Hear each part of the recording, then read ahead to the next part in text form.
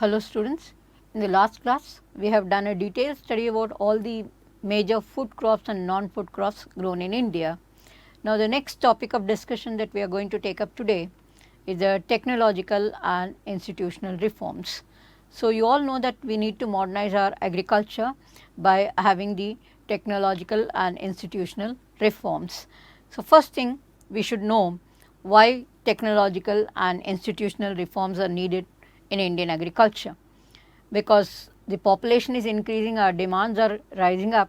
So, we need to introduce the modern technology to increase the food production, right. So, that way technological reforms are very necessary, and that can be possible by setting up various institutions which can give you both theoretical and practical knowledge about the modern methods of cultivation that is possible in Indian situation. So, you all know that India is practicing agriculture for the past 4,000 years or so. So, for thousands of years we have been cultivating the land. So, naturally our soils have become highly impoverished, and you all know the Indian agriculture is the gamble of monsoons. So, we are heavily dependent on the monsoon rainfall, otherwise we need to have the irrigation very necessary to make agriculture possible throughout the year. So, the first and the foremost thing which makes technological and institutional reforms are necessary is because we are cultivating the land for a very long time.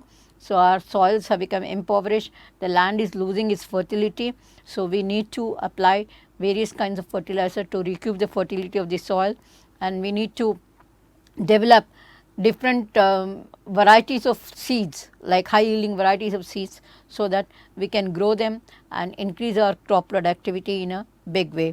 And other than that, we need to introduce various machines also for large scale production. So, the Indian farmers are heavily dependent on the monsoon rainfall. So, you all know that Indian agriculture is famously called as the gamble of monsoons, and that makes irrigation very necessary. Otherwise, without this we cannot practice agriculture all the year round.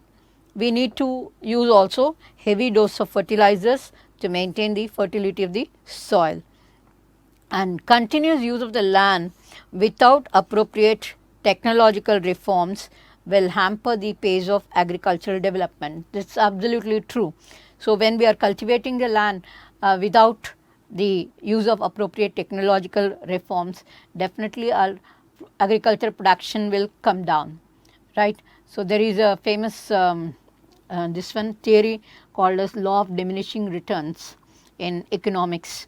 So, that way we need to recoup the soil, also we need to use the modern inputs like machines and various chemical fertilizers, insecticides, pesticides to increase our productivity. To provide food security to the growing population, and agriculture provides the livelihood to more than 60% of India's population, this agricultural and technical reforms are very necessary. All these factors makes the technological and institutional reforms very necessary to Indian agriculture.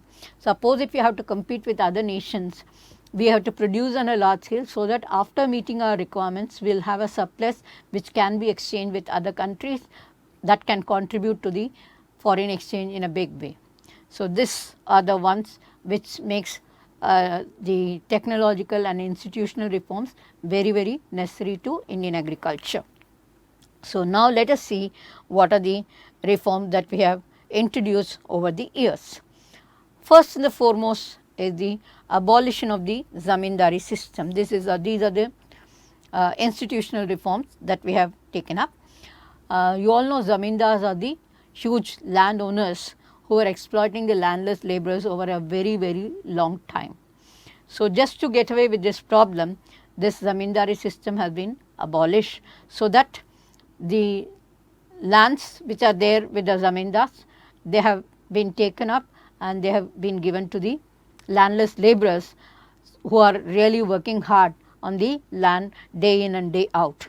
So, that way this first reform that we have taken up is the abolition of the zamindari system. Second one is the consolidation of land holdings. Consolidation means grouping. So, I have told you already that most of the Indian farmers own a very small piece of land. Suppose if you have to make this land economically viable, it cannot be possible with a small piece of land. So, these small piece of lands have to be grouped or joined together, so that the land becomes a better unit for commercial agriculture, right. So, that way this grouping of small land holdings to make it economically viable. That means you have to see that when you have to use the modern inputs, we need lot of money for that. So, if you are having a small piece of land, no farmer will be interested in spending such a lot of money on fertilizers and machines and modern inputs. So, when you join these small group of lands, it becomes a larger unit where these are possible, which will also increase the productivity on a large scale. So, that way we are trying to consolidate the land holdings into a bigger one, so that it is economically viable for modern agriculture. Then the third very important reform that we have brought about is ceiling on land holding. Ceiling means limit, right. Maximum limit towards ownership of land has been fixed by the government, so that the extra land which are owned by the zamindars, they have been taken by the government and they were given to the landless labourers, such that these landless labourers were able to have the land in which they can cultivate the crops. They were not being exploited by the zamindars. They were made to work very hard, but they were being given poor wages.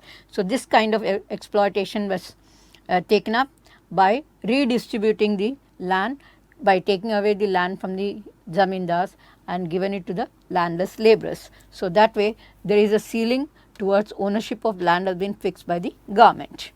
Now, the fourth one is the introduction of crop insurance scheme. This is very necessary.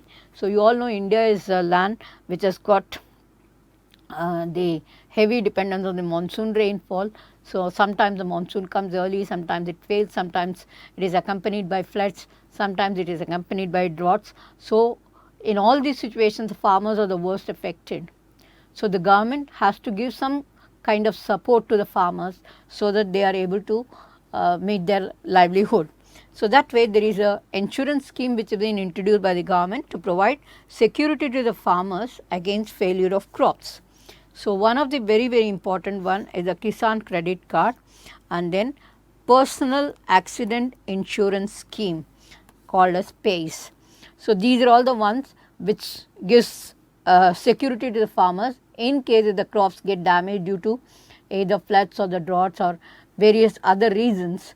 The government gives the compensation, or if they have insured, then they will be getting the compensation from the government in case of the failure of crops. Now, the next one we have the role of mass media.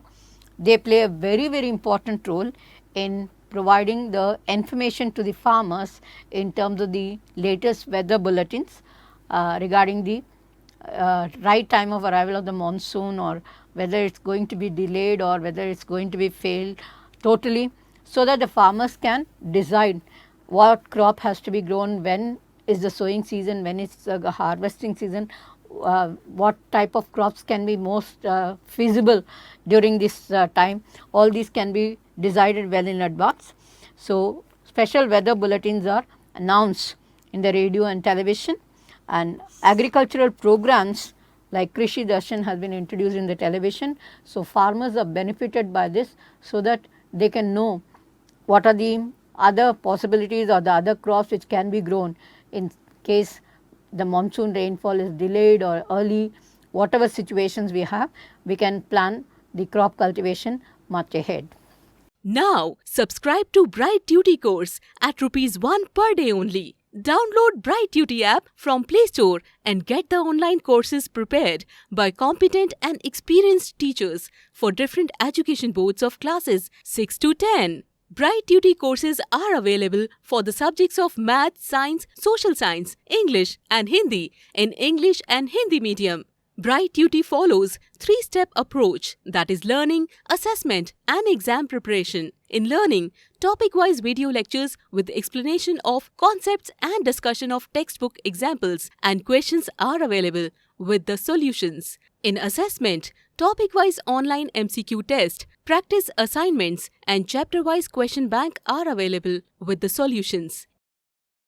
In exam preparation, previous year's question papers, sample papers and model test papers are available with the solutions. Sign up today on Bright Tutee and avail your courses at affordable prices. So that way, this is the very important role played by the mass media. And then the Government of India has introduced two package programs called as Green Revolution and White Revolution. There are two other revolutions also, Blue Revolution and also the Silver Revolution, right. So, these are the revolutions.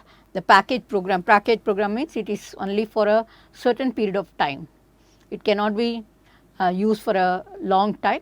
These are short programs which can be introduced, which can be followed for some time, right. The first Green Revolution was introduced in 1970s with the use of high yielding varieties of seeds, then fertilizers, then modern machines were introduced in the cultivation of crops and assured irrigation. This Green Revolution has really brought about grain revolution in India. So, the two crops which were exposed to the Green Revolution techniques were the rice and wheat. So, first it was introduced to the wheat crop and then it was introduced to the rice. So, both these crops have shown remarkable increase in the production by the use of these modern inputs. But of course, in this 21st century, these methods have become highly outdated. So, we need to go in for the second Green Revolution, where these methods are no longer can be applicable because of the use of heavy dose of fertilizers and high yielding varieties and various machines and so on. It has given remarkable production over a period of time, but now again it is showing a declining trend. So, now we have to switch on to new methods of farming, where we need to think of in a different way how we can increase the productivity. So, that way we have the genetically modified seeds which are now coming up in a big way, which are now introduced recently to some crops, by which we are able to grow them successfully in India. So, Green Revolution is a package program which talks about the use of high yielding varieties of seeds, then pesticides, insecticides and use of machines like tractors, combine harvesters, threshers, winnowers and then use of pump sets and tube wells for irrigation, right. So, that way by using all these things for nearly 20 to 30 years, we are able to get very good production of rice and wheat in the rice and wheat producing areas. But now they have become outdated. So, we have to switch on to better methods of production with using the modern technology. Now, this Green Revolution was followed by White Revolution, or it was called as the Operation Flood. So, White Revolution refers to the increased production of milk.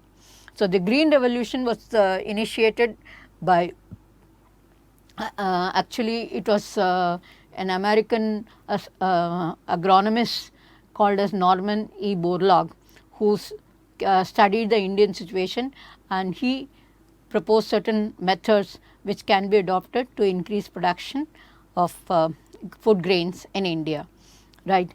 And this Green Revolution was followed by White Revolution, which is for the increased production of milk. So, the increased production of milk again aimed at using better breeds of cows and also giving better fodder crops for the animals and scientific methods of management of the grazing lands, and also giving better fodder crops for the animals and also the cold storage facilities, and through artificial insemination better breeds of cattle and buffaloes have been introduced, by which we are able to produce the milk in a big way.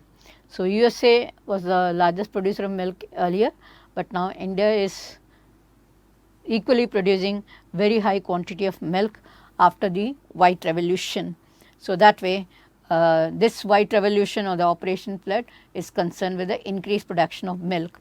And then we have another revolution called as the blue revolution. This revolution talks about the increased production of fish and fish products. So, India has got a pretty long coastline and we are able to develop the development of fisheries or the pisciculture in a big way. So, that way the blue revolution started with regard to the fish and fish products, and then we have the silver revolution. This is regarding the production of eggs. So, all these are the supplements to supplement the lack of food grains. So, they are more nutritious than food grains. So, in case people are not able to get rice or wheat or other food crops, they can supplement their nutrients by consuming fish or the eggs. So, that way these revolutions have started to supplement the lack of food grains in India. So, that way they are called as the package programs, which are just feasible only for certain number of years. You cannot practice them over a longer period of time.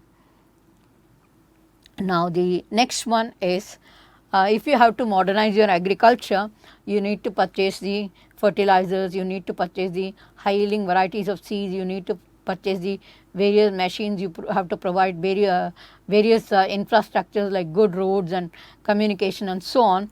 So, for all these things they are in need of money.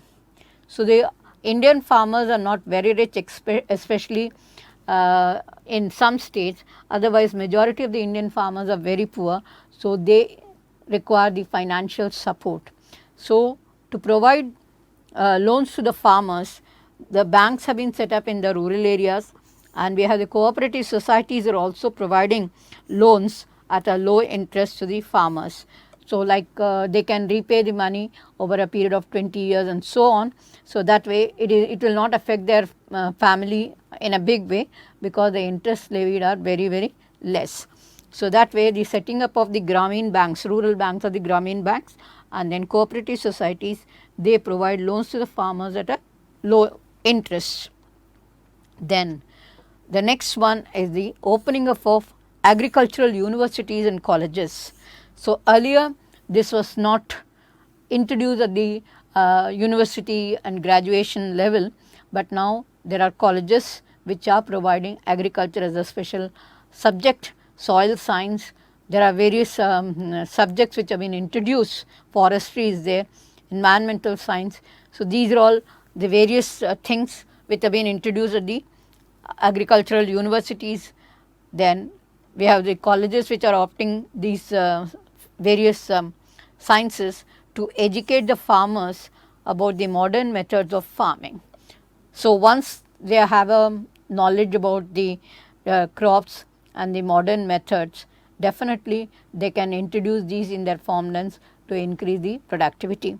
So, earlier our farmers were not educated, they were illiterate. So, they were not able to adapt to the modern methods of farming.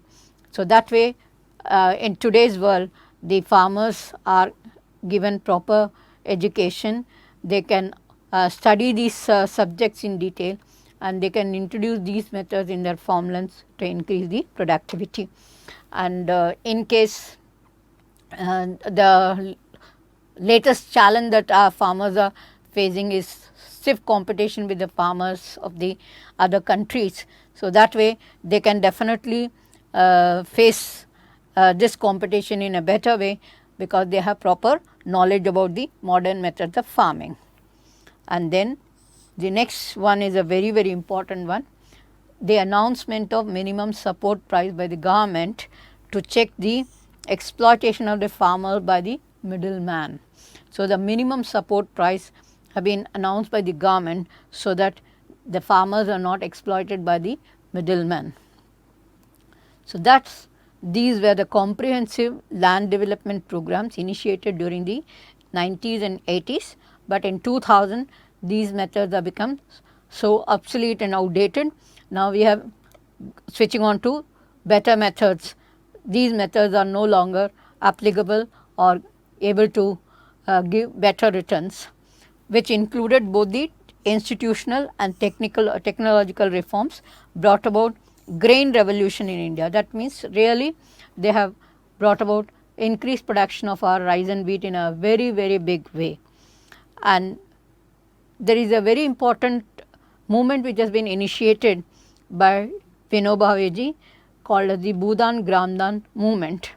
So, this revolution was called as the bloodless revolution because he had talked to the big landowners and they voluntarily surrendered their villages as well as the lands which were given to the landless labourers.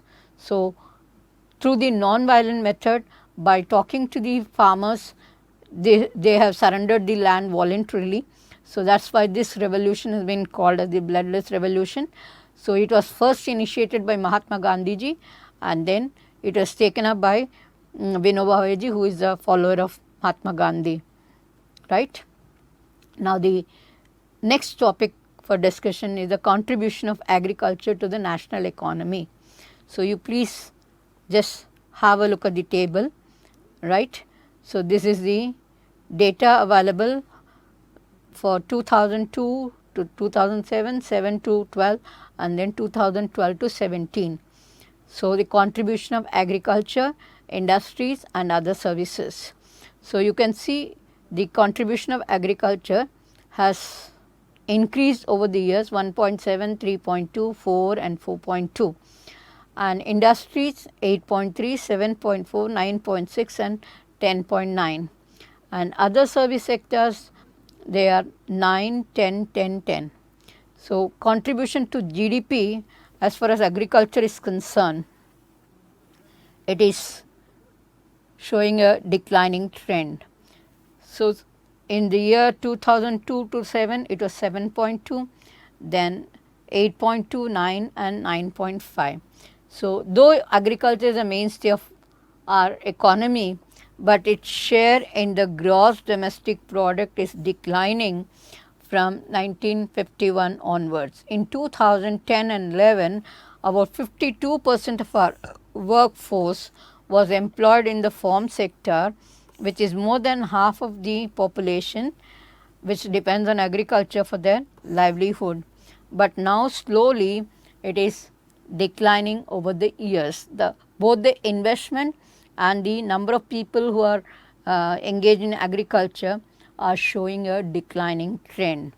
The declining share of agriculture in the GDP has serious implications, yes, definitely, because if there is a stagnation in agriculture, it will affect the other spheres of economy, the agriculture, agro-based industries, and then we have agriculture concerned with forestry also and fishing also. So, besides growing the crops, agriculture also includes the rearing of animals, forestry and fishing. So, that way all the other spheres of the economy also will be affected, and definitely it will have a great implication on the society also.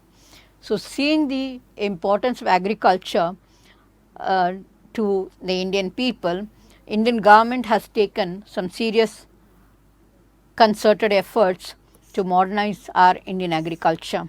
Now, subscribe to Bright Tutee course at Rs 1 per day only. Download Bright Tutee app from Play Store and get the online courses prepared by competent and experienced teachers for different education boards of classes 6 to 10. Bright Tutee courses are available for the subjects of Math, Science, Social Science, English and Hindi in English and Hindi medium. Bright Tutee follows 3-step approach, that is learning, assessment and exam preparation. In learning, topic-wise video lectures with explanation of concepts and discussion of textbook examples and questions are available with the solutions. In assessment, topic-wise online MCQ test, practice assignments and chapter-wise question bank are available with the solutions.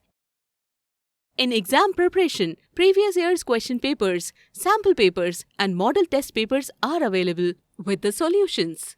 Sign up today on Bright Tutee and avail your courses at affordable prices. So, one of the first and the foremost that has been taken up is the setting up of Indian Council of Agricultural Research, that is ICAR. ICAR, 1 minute. ICAR, Indian Council of Agricultural Research. Then agricultural universities have been set up.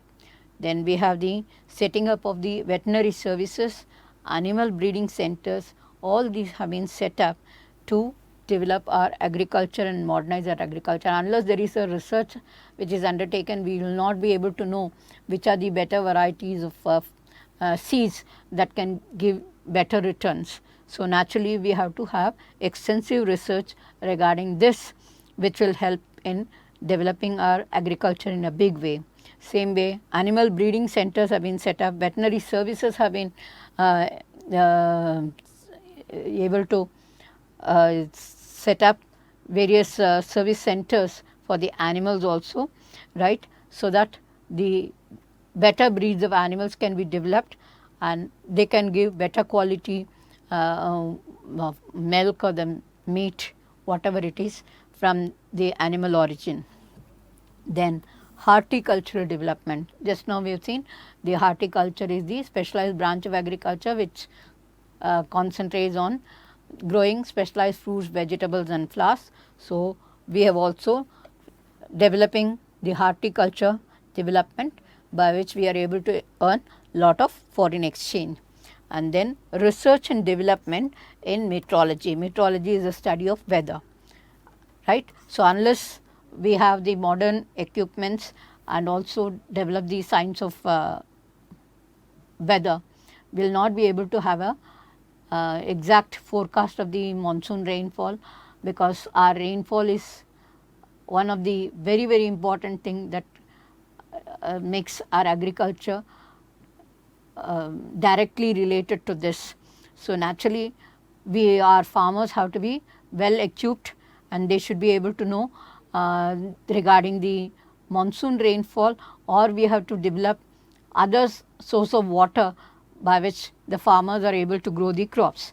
So, we need to have extensive research in the study of weather and also the forecasting of weather. We have to have the latest equipments by which we can forecast the weather in a better way, so that the farmers are well informed about the weather conditions in India and they can plan about the crop cultivation much ahead, at least one season ahead.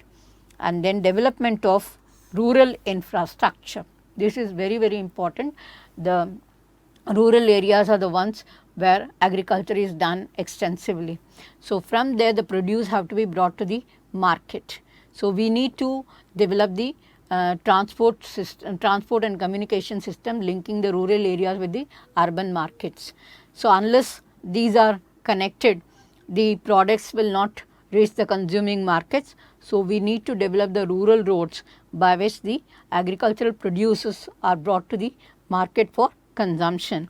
So, that way there is a need for the development of rural roads and the connectivity needs to be improved, by which these can be brought to the consuming centers. In recent years, farmers are committing suicide on a large scale due to the following reasons. So, this is a very serious problem that is going on in recent years in India, because the farmers are not having alternative employments and the monsoon rainfall is highly erratic and our farmers are at the mercy of this rainfall, which has so much of vagaries, and the policies of the government is also not favorable to the farmers. So, that way there are very many challenges that the farmers are facing, which makes the farmers commit suicide on a large scale. More than 1,000 farmers have committed suicide over the last few years.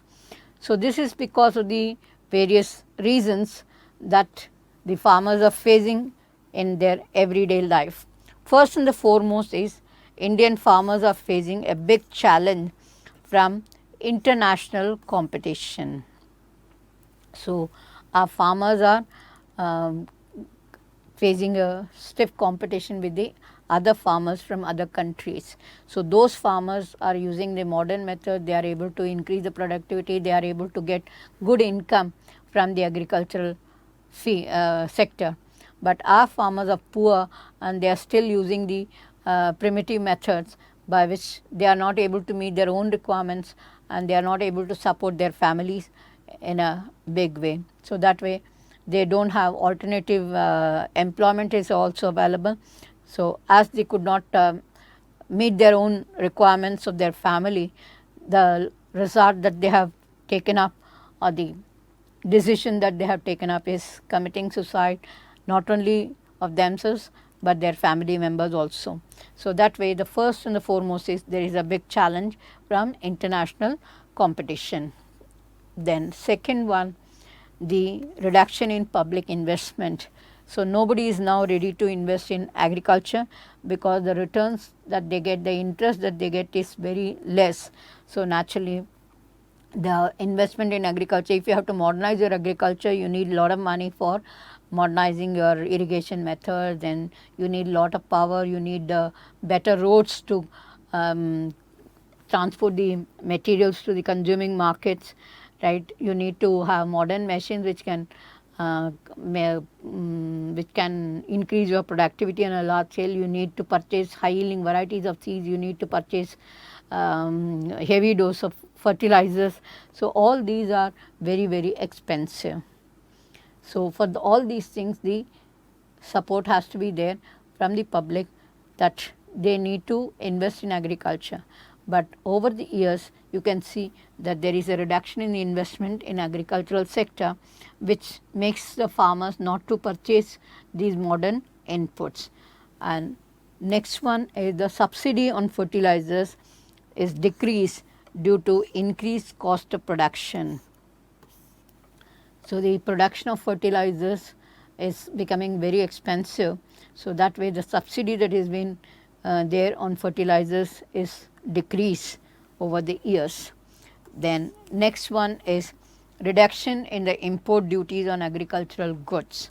So, these are all the policies of the government which has really made the farmer lead to this kind of a situation. And next one is farmers have withdrawn their investment from agriculture. So, even the farmers are not interested in investing agriculture and continue with the growing of crops, because they have to face so many challenges in their day to day life. And as far as the nature is concerned, even the nature is not showing any mercy on them. So, there are a lot of vagaries in the monsoon rainfall. Sometimes it comes early, sometimes it fails, sometimes it does not come. So, we do not get adequate rainfall to continue with the agriculture, nor we have extensive irrigation facilities available to our farmers. So, that way the production is not that good where the farmers can earn good amount of money to meet their family needs as well as the needs of the whole nation.